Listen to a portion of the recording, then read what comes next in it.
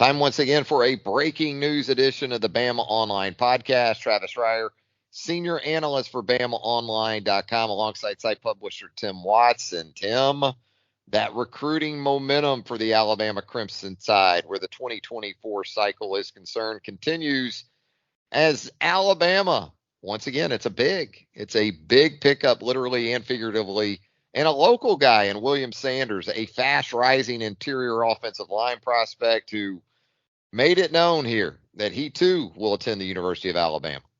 Yeah, I think, William's a guy, he's not far from home. He's 25 minutes away from Tuscaloosa. Went to camp, got his offer, and kind of just shut it down. It's going to be that quick. I know he camped at LSU, was one of the top performers there per Shay Dixon, who was our LSU publisher. So he's a guy that actually did a lot of things. I think he went and got the offer from LSU, went and got the offer from Alabama, and just kind of shut it down. So we haven't talked about him as much. But I'll tell you, as more information came out, as his film came out, this is a guy, and we say this all the time, June 1st rankings, they're not the end-all be-all. But, if you're a ranking person, you worry about what's happening in February, the last ranking. And this is a guy, Charles Power, who's, without a doubt the best in the business, in my opinion. Gets a look at him, sees him on film, talks to some people, and he rises to number 111 in the country. Big guard. He looks, we talked about this, he looks like a fullback. I mean, he is running around pulling. I know how much you love him, but I mean, he is pulling and running around and smoking people, and he's blocking smaller guys in the open field. It sounds easier than it actually is, because you got to mirror, you got to have hips, you got to have flexibility to get those little jokers, because they're not like engaging that block. They're trying to get away from the big guy. So, you got a big guy chasing you down. You're trying to run and can't get away from him. You see a lot of that on film with him. Absolutely. A guy who, as you said, can move, can get out in front, run plays, 6'3", 295 pounds. And a guy, again, from the local perspective, Alabama in its 2023 class stayed right there in Tuscaloosa for an impressive offensive tackle, and Wilkin Formby from Northridge High School. And, I think the offensive style of play for Brookwood has to be fun to play in if you're a guard type like a William Sanders, because it's essentially some wing T principles in play, which, as you know, if you've watched wing T offenses, the guards are usually moving a lot. And usually at the high school level, guards and wing T offenses aren't big dudes because they are being asked to pull and do things like that. But Sanders is able to do it at nearly 300 pounds. And so you talked about it. This is a guy that, from our perspective at On3, or the 2024 player rankings are concerned, checks in as the number 4 interior offensive line prospect right now. And man, you put him together with Casey Poe here recently of Texas, the number 1 interior offensive line prospect for the 2024 cycle. And you start seeing how guys in this class at the offensive line position are complementing one another, I guess, Tim. Oh, absolutely. You also had Joseph Ionato in there, and we had our own Joseph Hastings at his high school this week. And you can see what Alabama and Eric Wolford, who does a fantastic job with the offensive lineman, you can see what they like in him as a center. This is a big guy, and almost all these guys play tackle in high school. You don't get a lot of centers playing center simply because, at the normal high school, you're your best offensive lineman. You want that guy at tackle and to build your offensive line around. But, I mean, he's a big guy that's moving well.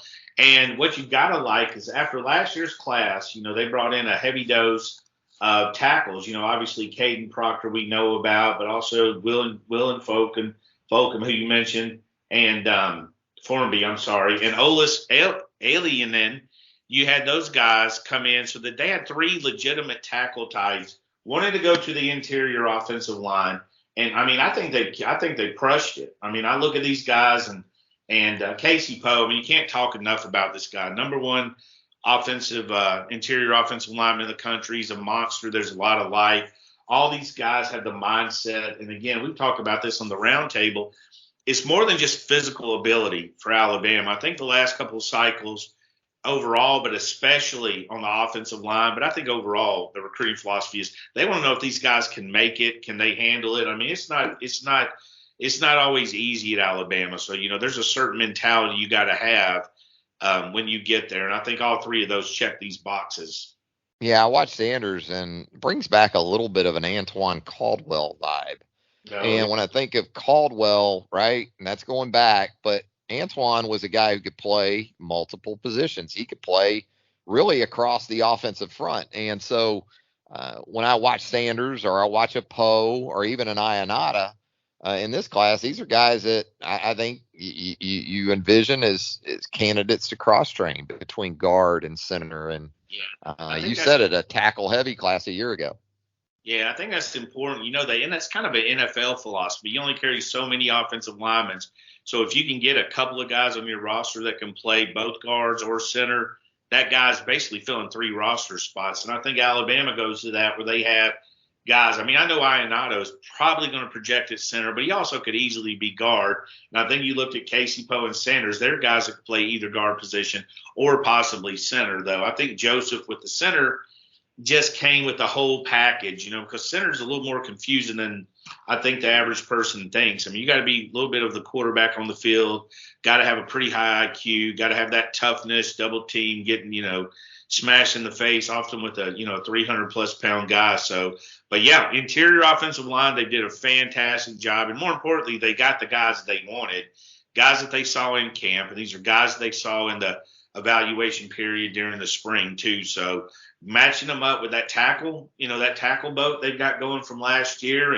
And don't forget the Rock, the offensive tackle, they flipped from the offensive guard. They Rock Montgomery. Yeah. They flipped him from Georgia last year. Yeah, Raquez is a big kid, and he's a guy that's another. I keep saying Wolf has a type. He does. He likes them big, strong, and mean. And I think that's what you're seeing with all these offensive line prospects. Eric Wolford's piling them up, man. I mean, he's already got a couple of big guys committed for the 2025 class. I guess even 2026 too. Yeah, he's going to get after it. I mean, I think he relates well, to the offensive linemen that want to kill you. I think Wolf, I think he relates well to those guys that want to lay hands and slinging around. And like you said, they've got Mason Short committed from Georgia. They got Gontrell Glover committed to Georgia, and then they've got Helton, the 2026 prospect, also committed from Georgia. So a lot of Georgia activity on the offensive line. A lot of activity in general on the recruiting front with us at BamaOnLine.com. And hey, who knows, Tim? Might want to hang around because they're coming fast and furious at this point for Alabama on the commitment front. Absolutely, it's a good place to be. There's a lot of look at the round table. Andrew Bone does a tremendous job. Joseph Hastings, he's out on the road for us. A lot of things happening there. We've got you, Travis. I mean, we got you, Potter, Clinton, Jimmy working the message boards and talking about the team stuff. And you guys will dip in a little bit, discuss some recruiting. You're not a rookie when it comes to recruiting. You know what you're doing. I'm kind of like what you were saying about these interior offensive linemen that have played some tackle. I've got some tackle in my past, so I'm comfortable with the recruiting talk. Yeah, no doubt about that. Hey, Tim, look forward to getting together here maybe in the not too distant future. You need to stay tuned in to BamaOnLine.com first and foremost, though. That's where everything's going to happen. The roundtable specifically, our premium message board, you want to do that. That's a priority for you as an Alabama fan. Of course, we'll have the podcast here at the Bama Online Podcast, anywhere you consume pods. You will find us. So, Tim, great stuff, man. I look forward to getting together again soon. Sounds good. So you guys on the roundtable, we'll be discussing this commitment. Absolutely. William Sanders, 4-star interior offensive line prospect from right there in Brookwood. Love it.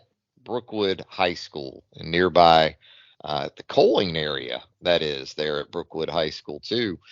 William Sanders, nice pickup for Alabama on the offensive line for its 2024 recruiting class. For Tim Watts, Travis Reier, thanks again for joining us right here on a breaking news edition of the BamaOnLine.com podcast. And until next time, so long, everybody.